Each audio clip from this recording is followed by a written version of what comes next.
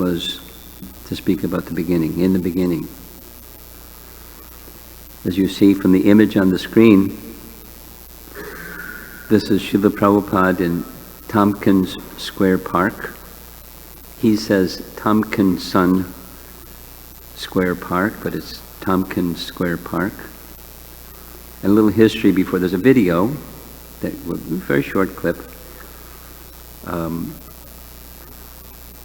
going back in the beginning, because he's going to speak about going to Tompkins Square Park with the devotees. But it started with his association in that little storefront. Probably many of you have been there. It's a little storefront, but became packed up with people that really liked Prabhupada's kirtan, and they liked his classes, and they liked, what's the other one they liked? Prasadam. And Prabhupada personally cooked for everybody. Imagine eating that which Srila Prabhupada personally cooked. Wow. So, after some time, the audience, the assembly grew, and Brahmananda, I wasn't there, I was told by Satsrup Maharaj, Brahmananda suggested one day, Prabhupada, can we take this chanting out into the public? Something like, different, but something like the Sankirtan at the house of Srivas Thakur, and after some time went outside the door of Srivas Thakur, different circumstance, but like that. So Prabhupada smiled and said, yes. Get a permit, and so we don't have a difficulty with the police, and we'll go. And so they went from 26 2nd Avenue, marching along the sidewalk to Tompkins Square Park, and it became a daily affair. You'll hear Prabhupada say, from 2 to 5 every day. And I invite you, I haven't gone recently, but some time ago I went to New York City Department of Parks and Recreation, click, Tompkins Square Park, click, and you'll see a video of Allen Ginsberg speaking about the Krishna tree at Tompkins Square Park. And interview with David Susskind or something like that, speaking about chanting Hare Krishna on the Parks Department website. So they are celebrating the significance of Tompkins Square Park in a way that we certainly celebrate the beginning of the Hare Krishna movement. So let's hope technology works.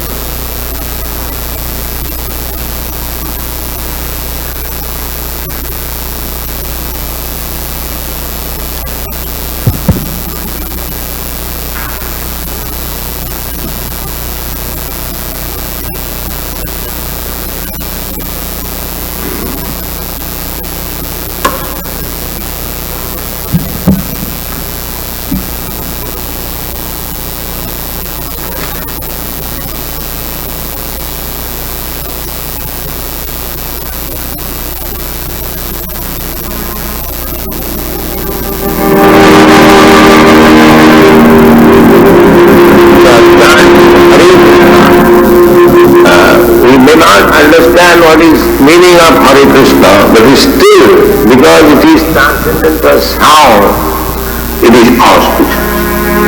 Wherever you chant Hare Krishna, they may hear or they may not hear, it is auspicious for them.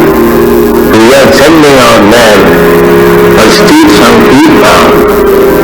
It doesn't matter whether people are eager to hearing or not, but it is auspicious. It will create an atmosphere which is very, very convenient to the human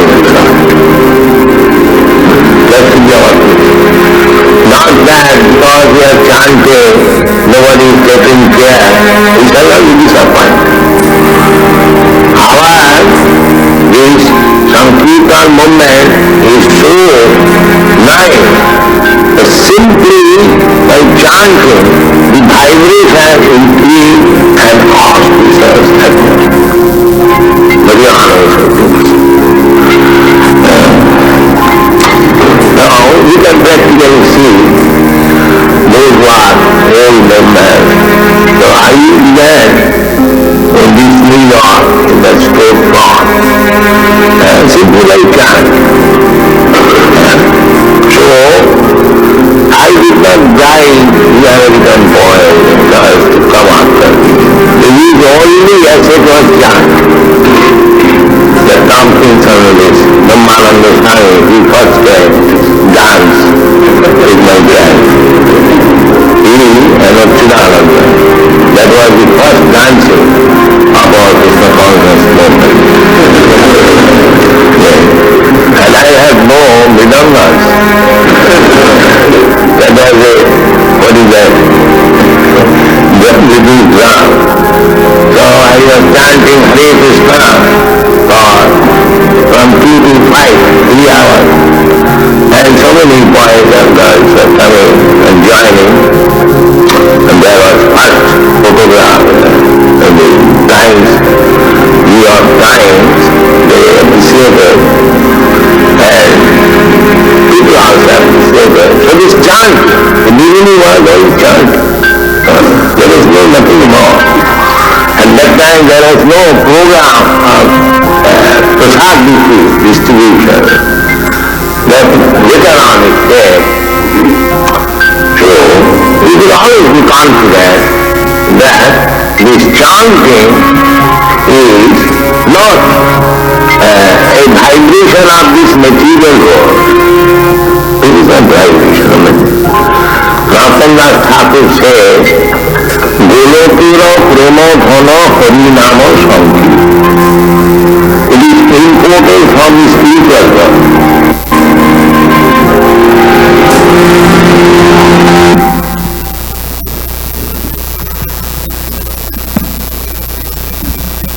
So that's the beginning of, thank you. You can take it for questions and answers. Beginning of the Hare Krishna movement in New York City. And just to remind you what Prabhupada was saying, it created an atmosphere of auspiciousness, favorable to human society now. New York City is not a place of auspiciousness. But when the chanting of the Hare Krishna Mahamantra was present, it created an atmosphere. Whether they would hear or not hear, whether they would like or not like, whether they would understand or not understand, the beginning was create an atmosphere of auspiciousness, and of course that atmosphere of auspiciousness affected the hearts of many, and some specifically dedicated themselves to Srila Prabhupada.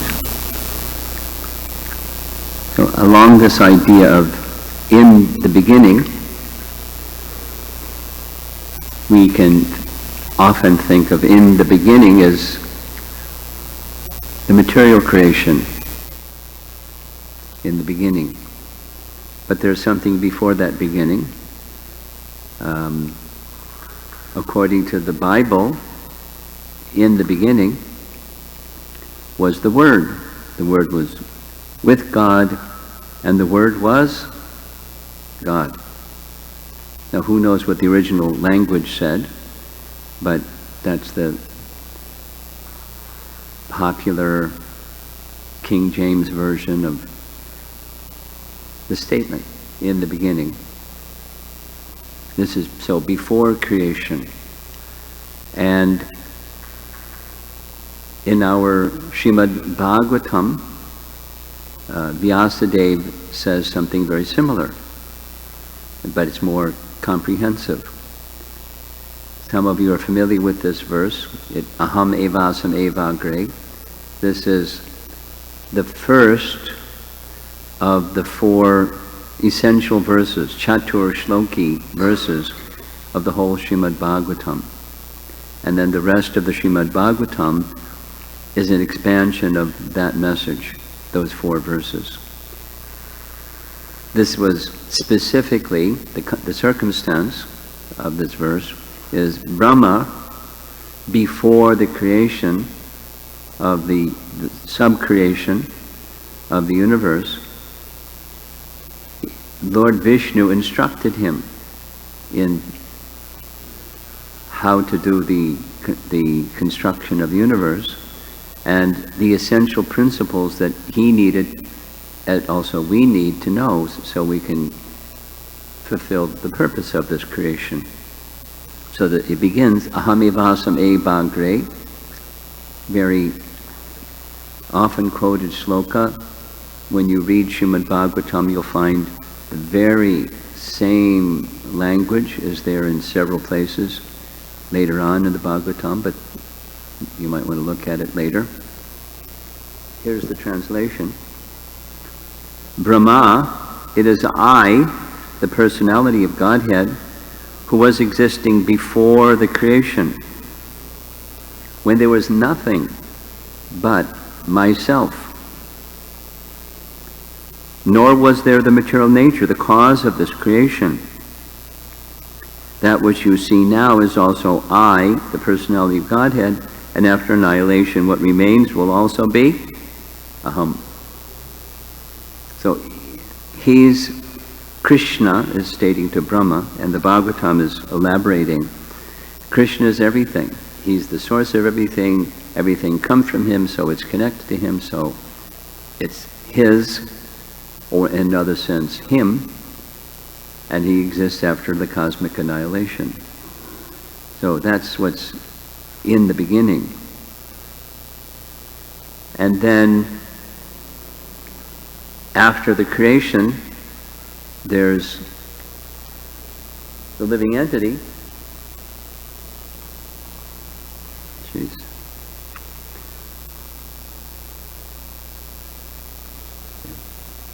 Down here. And he's leaving the spiritual world and heading for the material creation.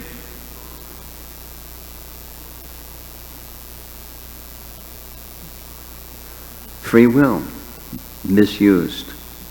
And here's what Jiva Goswami writes about this in the beginning. The Krishna Bahirmukha or Bahirmukha Jiv uses both phrases. Bahir means away or outside. Krishna Bahir Mukha. Mukha means face. Turning your attention away from Krishna. And with that, a jiva who has become inimical to Krishna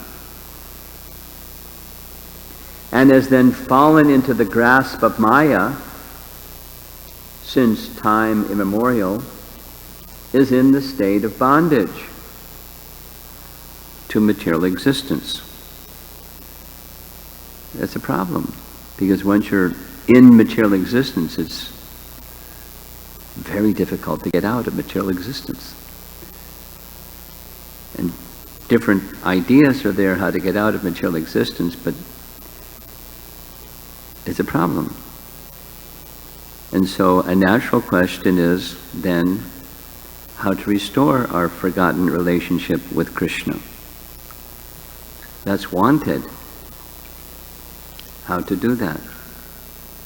So there's the beginning of devotional service, and according to Rupa Goswami's teachings, the beginning is some preliminary faith. Here's what Jiva Goswami writes in his Sandarbhas.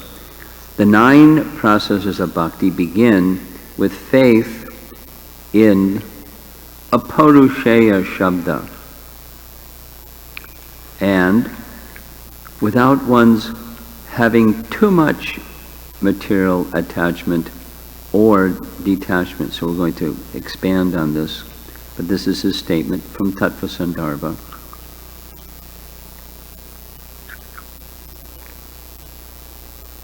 It comes from Rupa Goswami's Adau Shraddha, the stages of bhakti, This is Jiva Goswami explaining it. It begins with faith in Apaurushaya Shabda. So what's Apaurushaya Shabda? That's an important question. It's revealed knowledge from a superhuman source. It originated with the Supreme Personality of Godhead and is received in disciplic succession from a bona fide guru.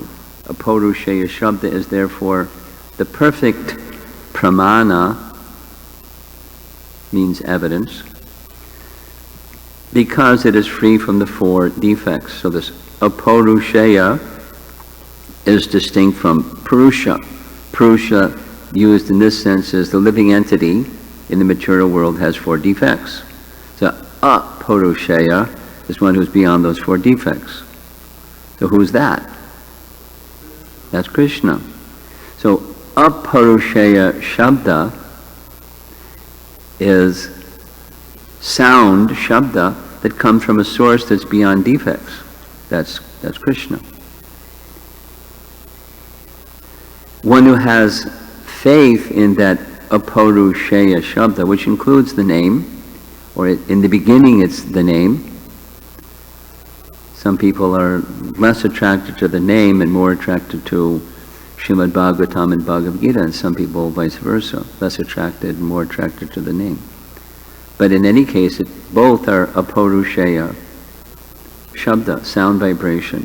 Our whole process of reawakening our forgotten relationship with Krishna is resting upon sound from that source.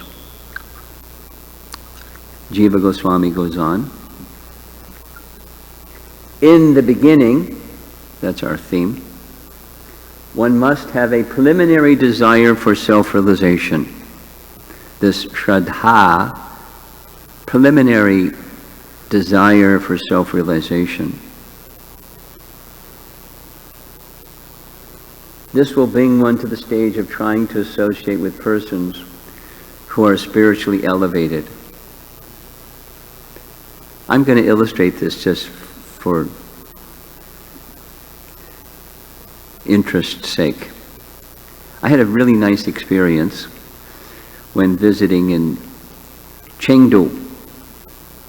I never heard of the place before I went there.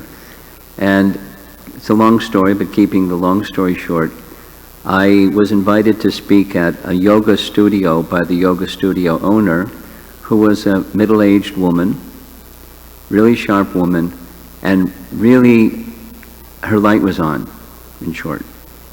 She wasn't just a business lady. She was spiritually inclined. So 3 classes, and then she liked what she heard, so she requested some time, so with the translator present, of course, she shared something.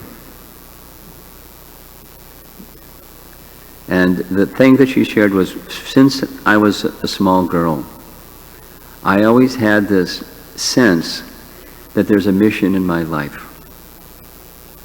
And somebody came along and said, do well in school. So I did really well in school. And then I got this realization that that's not my mission in life. So then somebody said, make money. So I made a lot of money. And then I realized, that's not my mission in life. Then somebody suggested, be a leader. So I became a leader and was really successful being a leader. And then I realized, that's not my ultimate mission in life. And then this idea came saying, serve other people. So I've been serving other people, and there's a happiness there, but that's not my mission in life. So what's next? Wow. And I said, know who you are. That's your mission in life. It's the beginning of your mission in life. You can't go to the next stage without knowing who you are.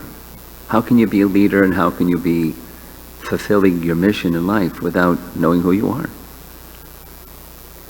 And you like Bhagavad Gita, over here as somebody that knows Bhagavad Gita, and study with this devotee that knows Bhagavad Gita. And then it'll help you realize who you are. And you've peeled off some layers of who you're not. And many people are stuck with who they're not. But they don't really know who they are. Because something that then I repeated, something that she said during one of the classes, without the detail. My staff here was 35 persons, mostly ladies, some men. They're in anxiety because they don't really know what is happiness. They're pursuing something that they think is happiness, and happiness doesn't come, and so they're in anxiety. I think the real problem is they don't know what real happiness is. But, she didn't know either. But at least she knew that she didn't know. That's a big start. If you think that you know, it's tough to help somebody that thinks they know. And if you find somebody that knows they don't know and they want to know, that is a big head start.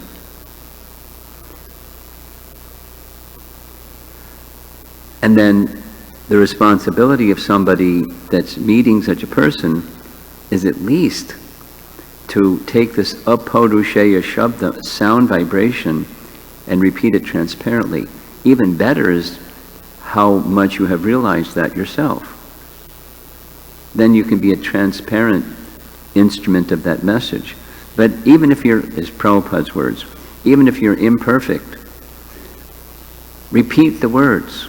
Repeat that sound, just like kirtan, or japa, or the holy name, as festival of the holy name, or the message of scripture. And try to connect with that sound, and keep trying, keep trying. So then Rupa Goswami goes on from that Adau Shraddha, Sadhu Sangha. In the next stage, one becomes initiated by the spiritual master, and under his instruction, the neophyte devotee begins the process of devotional service. I'm sure most, if not all of you, know the sequence. This is Rupa Goswami's teachings. The references at the top, it's Bhakti Rasamrita Sindhu. And the instruction of the spiritual master is engaging the neophyte in the process of devotional service. Jiva Goswami has commented on this. Atakshi Krishna Namadi. This is actually Rupa Goswami's verse. Atakshi Krishna Namadi Nabhaved Grayam Indriyai. Let's say it together. Atakshi Krishna Namadi Nabhaved Grayam Indriyai Sevan Mukhi Hijavadao Swayameva Sparatyata. It's quoted in many places because it's so important. And one of those places, it's in Bhagavad Gita, several places. Here's one of them, the translation. No one can understand the transcendental nature of the name, form, quality, and pastimes of Sri Krishna through his materially contaminated senses. Only when one becomes spiritually saturated by transcendental service to the Lord are the transcendental name, form, quality, and pastimes of the Lord revealed to him. So the beginning is the beginning, and then becoming absorbed. And of course it begins with the name, Namadi. Namadi, Adi means beginning with the name. Jiva Goswami's commentary on this verse of Rupa Goswami is, in this case, Nama means the 9 processes of bhakti, the 9 direct processes of bhakti. But it begins with name, but it's all the 9 processes. So the chanting of the holy name awakens, it awakens the propensity, the dormant propensity to be in Krishna's service and then keep going, the propensity to want Krishna's pleasure only, and then it matures. But that's what the bhakti that's asleep becomes awakened. So our original Krishna consciousness becomes awakened, wanting to be in Krishna's service, always. And so when one is always absorbed in the 9 different ways, then the absolute nature, the transcendental nature of the Krishna reveals himself. Until then, it's sadhana. But under the guidance of the spiritual master, beginning with the name and the other processes, one takes up sadhana bhakti. And gradually, with submission and proper following and mercy. By execution of devotional service under the guidance of the spiritual master, one becomes free from all material attachment. We're going to hear some more about material attachment, becoming free from material attachment. Attains steadiness in self-realization, nishtha, and acquires a taste for hearing. So before the taste for hearing, there isn't taste for hearing. But it's accepted with faith that will get you there, under proper guidance, etc. This taste leads one further forward to attachment for Krishna consciousness, which is matured in bhava, or the preliminary stage of transcendental love of God. And then real love of God is called prema, the highest perfectional stage of life.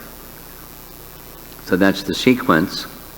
And the beginning is a preliminary desire for self-realization, taking up the 9 processes of bhakti with faith in the apaurushaya shabda and not too much attachment or detachment from affinity for material pleasure.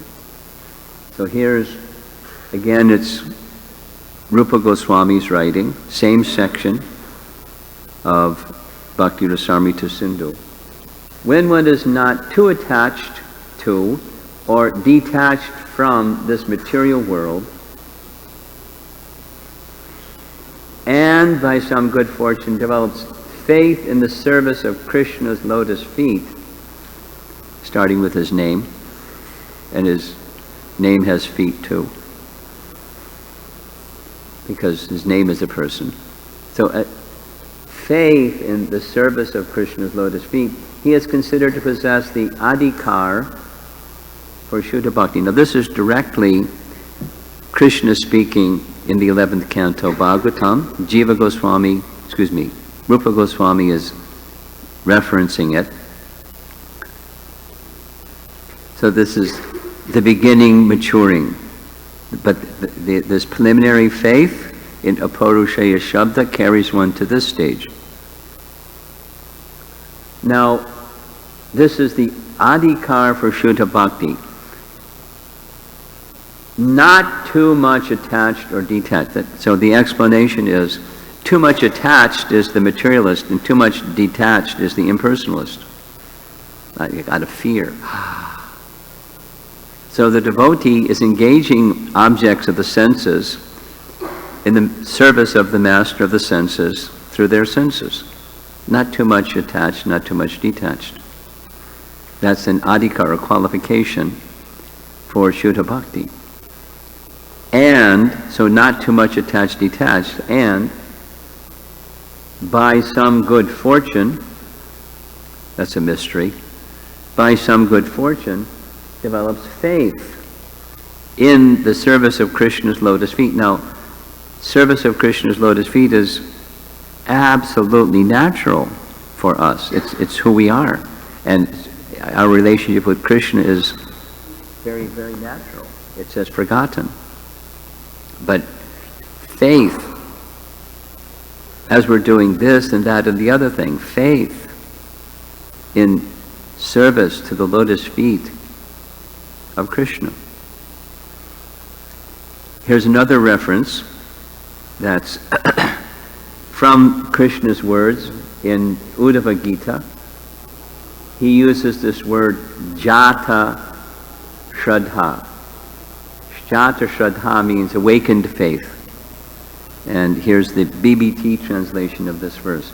Sri Krishna says to Uddhava, my devotees who have developed faith, that's jata shraddha, in hearing the narrations of my pastimes, remain detached from fruitive activities, and try to accept the object of the senses just enough to maintain their lives, knowing well that sense enjoyment leads to a miserable result. Now, this is very similar to the adhikara, the qualification for Shuddha Bhakti. We're not there yet, but one can be on the path there if this somehow faith awakens in hearing the narrations about Krishna, Krishna's name, form, pastimes. Namadi means all those things, exactly as in Prabhupada's translation that we read. So that's why we're here, Festival of the Holy Name, to nourish, nurture, further develop that faith in these narrations, including these nice teachings. Still enduring, this is the same section to Uddhava, still enduring the reactions to their previous karma and endeavoring to become free from the cycle of the pleasant and unpleasant results which arise from such activities, they sincerely regret those fruitive activities and silently condemn them.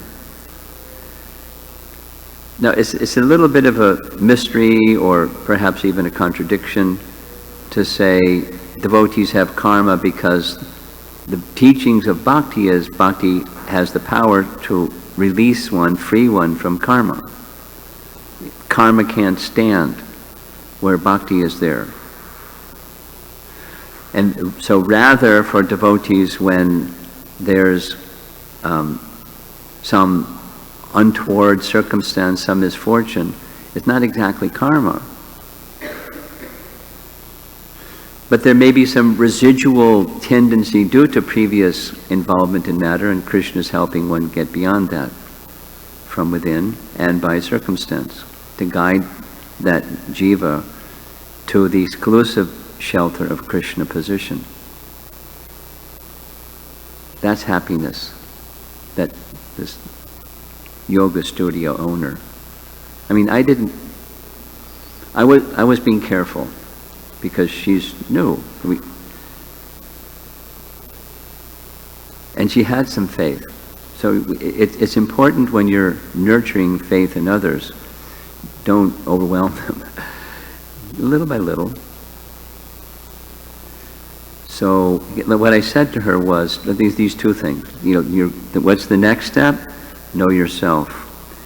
Two things. Study Bhagavad Gita under somebody that knows Bhagavad Gita. And the second is, 6 months ago you asked for some instruction from me, and after I inquired from you, I said, you're a Buddhist, become a vegetarian. Now I understand you've almost become vegetarian. So now, become squeaky clean vegetarian. And you want to know what's next after that? Yes. Offer your food to Krishna. But, that's coming attractions. Now just focus on become squeaky clean vegetarian. And then she paused and said, but for so many years I've been worshiping Buddha. Should I offer to Buddha, offer to Krishna? I was in a dilemma. I said, you worry about that when you get there. You know, who is Buddha? According to the Bhagavatam, Buddha is an expansion of Krishna. Does Buddha say, offer your food to me? Krishna says, offer your food to me. So you can give it some thought, but you know, wait till you get there. But that's, you know, just like left it wide open. She's still hovering on, should I offer it? So she started offering to both Buddha and Krishna. And studying Bhagavad Gita with somebody that knows Bhagavad Gita. And, you know, really involved in her business, because she's a business lady. So it's like, you know, slow. But inside, there's a light that's on, and so a preliminary desire for self-realization is there. And just little by little, little by little, little by little, with relationships that are respecting her and her little by little growth and involvement in the material energy. So, enduring reactions to previous karma and endeavoring to become free from the cycle of the pleasant and unpleasant results which arise from such activities, they sincerely regret those, the past ones and perhaps even the current involvements in fruitive activity means not with the intention of pleasing Krishna. And a devotee can toggle or vacillate back and forth between doing what you do for Krishna and then doing your secular duties because that's the mindset that we're accustomed to, and then toggling back to struggling to try to do it for Krishna and so forth, back and forth. Turn the light on, turn the light off, turn the light on, turn the light down, turn the light up, turn it brighter. Our material tendencies are very strong, so one has to be determined and continue with faith. So there's the previous lifetime. Previous lifetimes don't generate new karma, but they're the fruits of karma, and then we come eventually to the human form, and then we have choices, and we have reactions for our past activities. That we just took care of our past karma. They simply tolerate the reactions. This is Krishna to Uddhava. They simply tolerate the reactions of those activities while simultaneously remaining engaged in my bhajan with firm faith and resolve.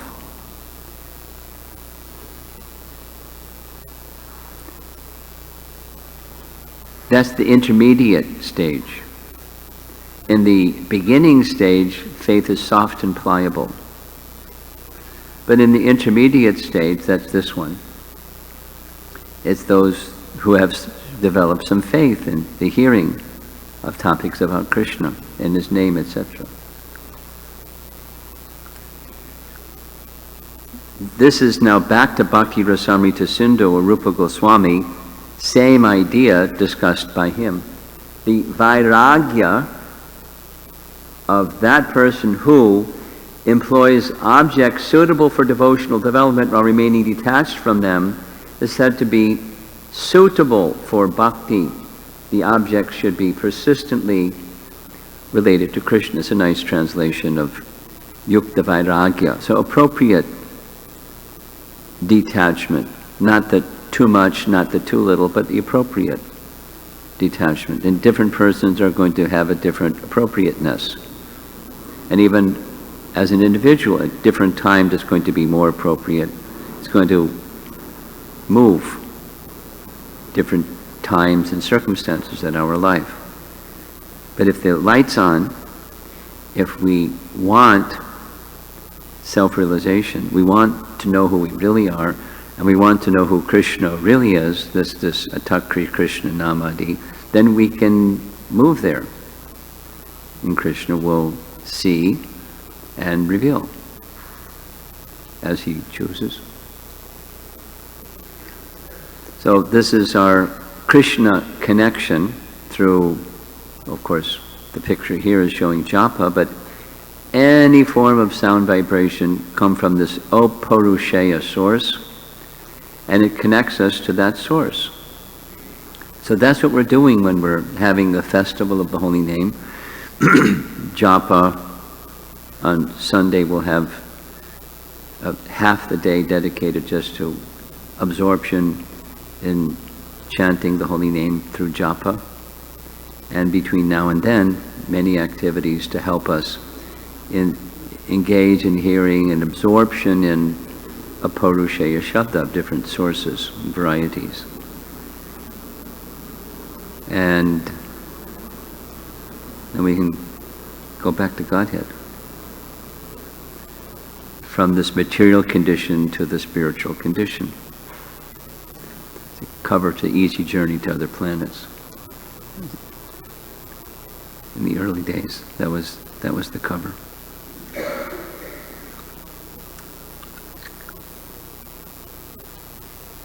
So that's the morning topic, in the beginning. And to reconnect with that beginning. Anyway, what existed before all this existed and how to reconnect with all of that. Do we have the microphone somewhere?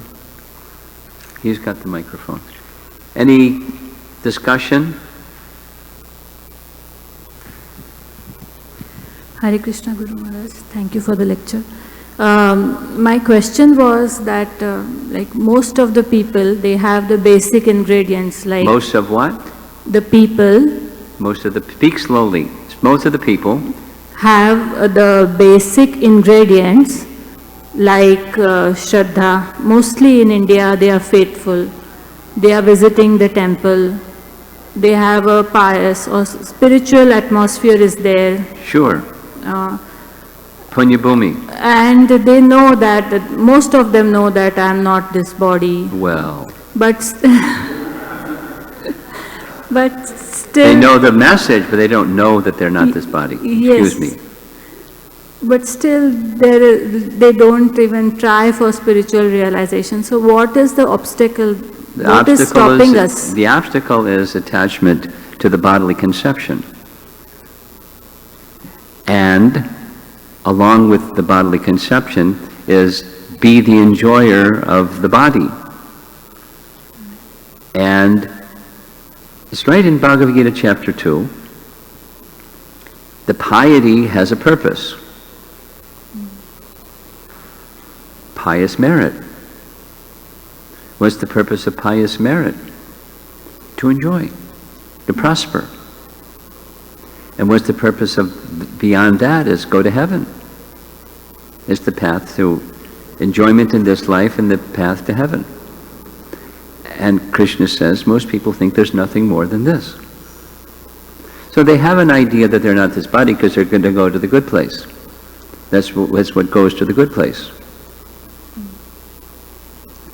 So I live my life with piety in this lifetime so I can prosper and go to the good place, get an upgrade. Go to heaven. And it's not just in India. There's other places that people have some sense of, it's deteriorating a lot, shockingly. But there are some people that have the culture of piety, good conduct, and there's a consequence for that. You become happy and you prosper.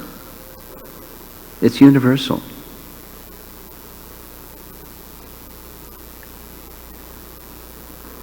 Okay? Okay. Bodily conception and being the enjoyer of the body, and the fruits of the piety through the senses. Yes.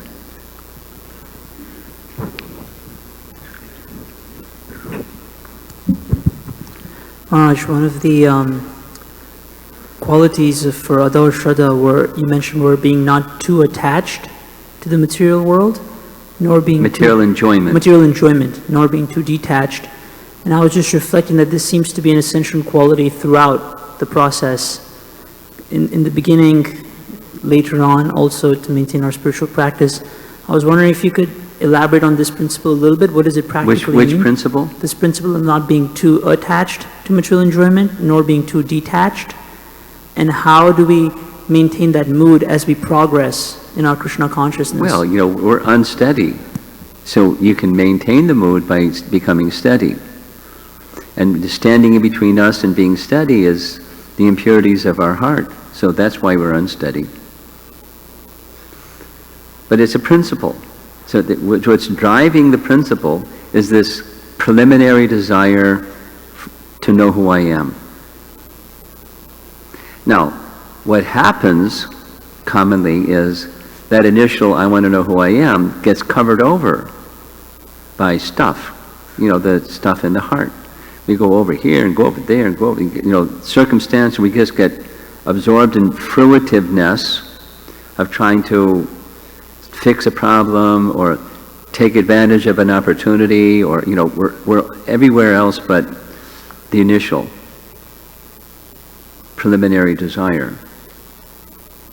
It's a conditioned tendency. And then association with persons that have the capacity to transmit, that means Purusheya Shabda, spiritually elevated persons is the language of that translation. So we keep in the association of such persons, and in the association, why we've come together for this function. These are all persons who on the 4th of July aren't off having barbecue or whatever other people are doing on the 4th of July. The plane coming here, there's like all this conversation of what people are going to do, because it was July 3rd, I was traveling, and with their family, friends, relatives, and the plan for 4th of July. So here we are with a purpose. And the hearing is, and the kirtan and the deity worship and the everything, prasadam, is to help nourish that in the association of like-minded persons. So those are how to help stay on the path and keep reminding ourselves and be in the association of persons who will tap us on the shoulder and say, remember the purpose. Don't forget the purpose. Here's some practical considerations for the thing that your mind is distracted by, but don't forget the purpose. It's not just to fix that problem or take advantage of that opportunity. It's self-realization, and that means realization of Krishna, etc. So sadasanga. And, as it was stated, faith in that sound vibration. Nurture, do those things that will nurture that faith as much as you can. And then we're distracted. So we bring the mind back.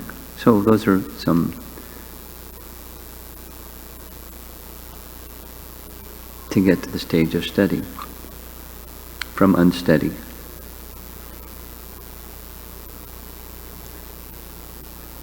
Anything else?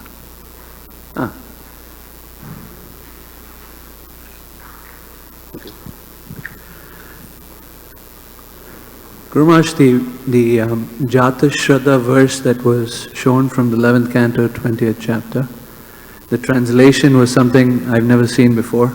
The Srimad Bhagavatam translation is distinct from that one. Yes, it is. So I looked it up, and it was from Bhakti Tattva Viveka, I think, from Bhaktivinoda Thakur's writing. I had two questions from the translation that I wanted to ask. One is because I often refer to that verse, and it's kind of like a guiding light for me. Speak slowly. I got it. Just speak slowly. So the part of pleasant, the person, the translation said that the person is they condemn or silently condemn the fruitive activities that they've done in the past. Those fruitive activities have resulted in both pleasant and unpleasant reactions. Because there's pious fruitive activities and there's impious fruitive activities. That's the pleasant, and then the unpleasant. It's very easy to condemn the reaction to unpleasant, but that's because it gets back to Harisham's question, and that is, we have a tendency to be the enjoyer. That's the unsteadiness, and it brings misery. But while it looks good, so one should be cautious, not too much. And so that ballast or the balancing point is accept in dedication to Krishna's service what's necessary, and not be enamored by too much or that which is other than what's necessary. And you dedicate the surplus to Krishna's service directly, and the part that you accept that's dedicated to Krishna's service also. So not delighted, elated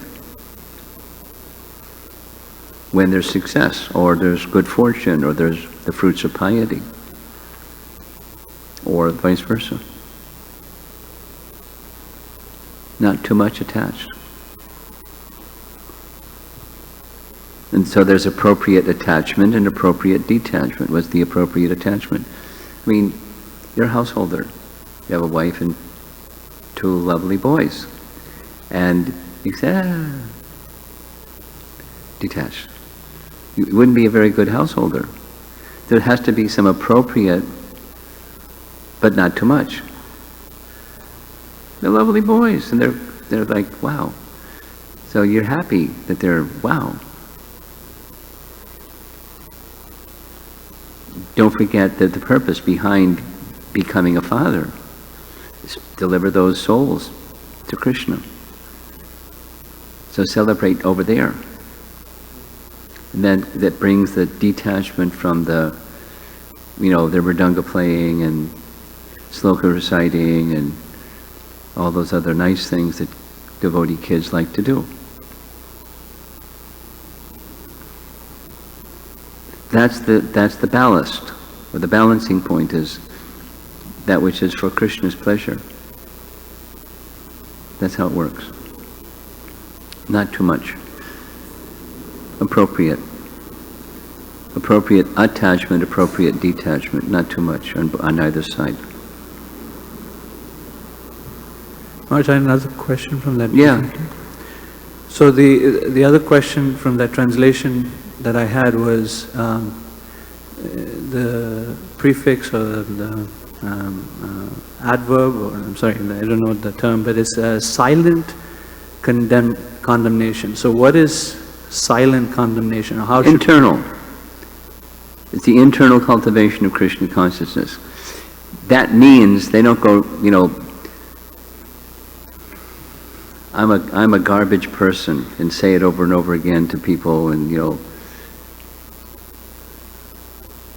that's pseudo.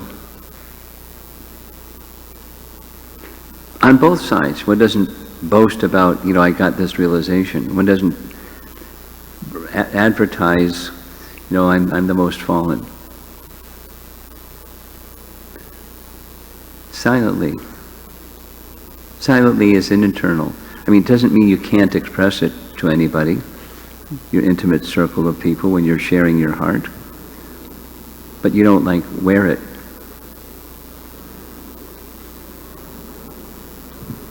Show a flag. I'm successful, I'm garbage.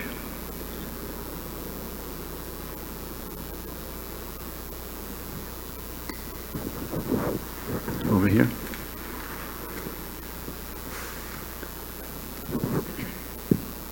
Hare Krishna Maharaj. So there are 9 processes of devotional services, like Shravanam, Kirtanam. Yes. So out of these 9 processes, some are naturally relishable and some are not so natural to be religious. It takes Fine. some time to No problem. practice. So, in able to, complete the devotional service, do we need to go through all the 9 process, or No. is it fine to? No. You need to become very strong in hearing and chanting. Okay, of all, we have to be. Those are the most important. And of the 2, according to Jiva Goswami, it's chanting. I mean, chanting follows from proper hearing. But the demonstration of having properly heard is chanting, making that sound vibration. Okay? Yeah, thank you. Someone's going to pass the microphone. You want to...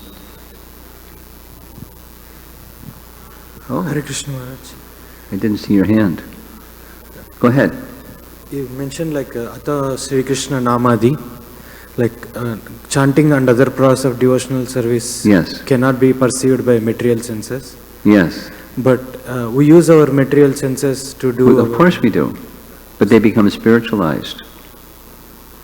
But until they become spiritualized, they can't realize the transcendental nature of Namadi. They become spiritualized. Does that answer your question? Okay. Could you stand up? Stand up and bring the microphone over here. Bring the microphone over here. Thank you. Stand by. Just be the runner. Hare Krishna Guru Maharaj, thank you so much for connecting us to that beginning. I have a question regarding that Jata Shraddha. The Jata Shraddha verse. Yeah, Jata Shraddha verse. I refer to that probably on a weekly basis. That's such a hope-giving verse. One particular thing for me, the second verse of that, it says, Tato bhajeta mam prita shraddhalu dhrida nishchaya mam prita, with attachment. I missed it. Do it again. Yeah, Slowly. the second verse says mam prita. The second verse. Yeah. Second half of that verse? Yeah, 27 and 28. Okay. So it says the determination and attachment to me. Somehow I feel Determination and attachment or detachment? attachment to me, Krishna. Attachment to Krishna. Yeah. Determination and attachment to Krishna. Result. Yes, Maharaj. Okay. So those 2 aspects I feel I struggle a little bit. Welcome. With lots of company. I feel particularly I understand and I repent, I keep engaging in chanting and hearing, but I feel there is a component of indifference or apathy, the eagerness or that attachment is missing, Maharaj.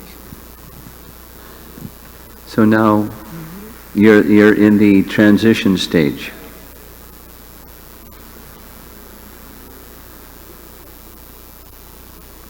We're going to speak about that while we're here. The liminal space, we're going to speak about it.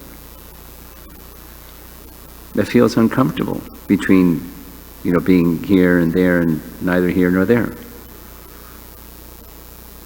Welcome.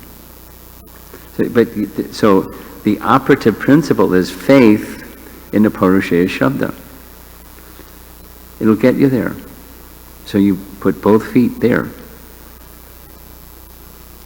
And, there's hesitancy because I'm feeling uncomfortable. And our faith is not as matured as it could be, should be, would be. Determination is not so strong. Our attachment to Krishna is not so strong. So we're in that space.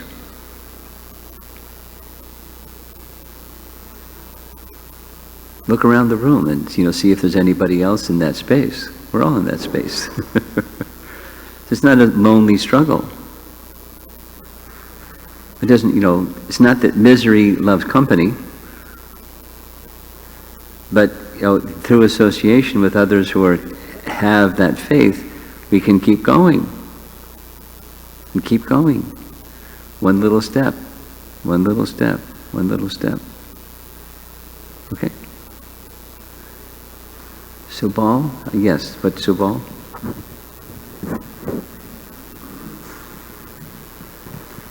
2 more questions, we're going to end because of time. Guru Maharaj, in the mention of tolerating the effects of one's karma and continue engage in devotional service, that in the instructions of Krishna to Uddhava that you quoted, I always have this anxiety and concern that to distinguish if I'm being tolerating. If you're doing what? If I'm tolerating. Cultivating? Tolerating. Tolerating, okay. The effects, my particular karma or my particular body condition, and continue my devotional service, or if I'm being complacent. So to be able to recognize that I'm actually doing what Krishna instructs. It's easy. I mean, in principle, it's easy. You act for the pleasure of Krishna. That's the principle. So complacency isn't acting for the pleasure of Krishna. So what's for the pleasure of Krishna? We don't over-endeavor. Let's just take, because you mentioned, your health condition. It's been with you for some time, without going into it. And are you being complacent, or are you being, being excessive? So it's for the pleasure. So you make the endeavor, and you're trying different resources, some of this and some of that, and you're applying it. And then, it's not, the pain has gone away, so you tolerate that pain that hasn't gone away while you're making some reasonable, not excessive, too much attached effort. You're tolerating the pain. What are you going to do? Janma Mrityu Jara Vyadi. So the do is to go beyond the temporary into, so that's the principle. Connect with Krishna's pleasure. And you have to periodically refine, step back, do some introspection. Am I being complacent, or am I going the other direction? Am I being excessive? Am I acting for Krishna's pleasure? Is it appropriate? So the appropriate detachment, appropriate attachment for the pleasure of Krishna. That's the refinement, realignment. And similar to her question, it's an uncomfortable space.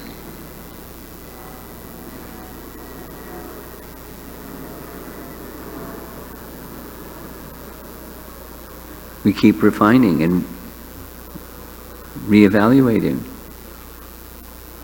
as we go along, with one purpose, pleasing Krishna. Last question. Raise your hand, please.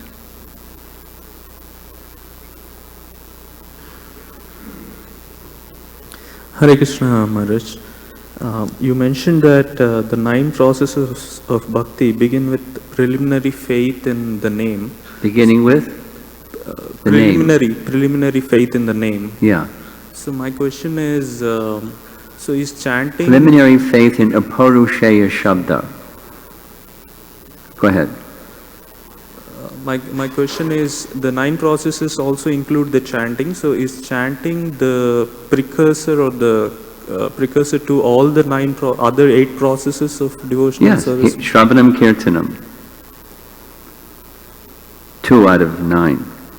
But I said it. Jiva Goswami writes in Bhakti Sandarbha, they're all resting on Kirtanam. But Kirtanam, he explains, is made possible, proper Kirtanam is made possible by proper Shravanam. So you can say both, or you can say Kirtanam. You can say both, or Kirtanam, whichever you like. And then the other 7 are resting upon those 2. Or the other 8 are resting upon that 1. Both are... Does that answer your question? Yes, Maharaj. Thank you. Okay, Srila Prabhupada ki... where's our Sundari Radha? Does she have some message for us? She probably didn't expect me to end. Okay, Srila Prabhupada Ki Jai.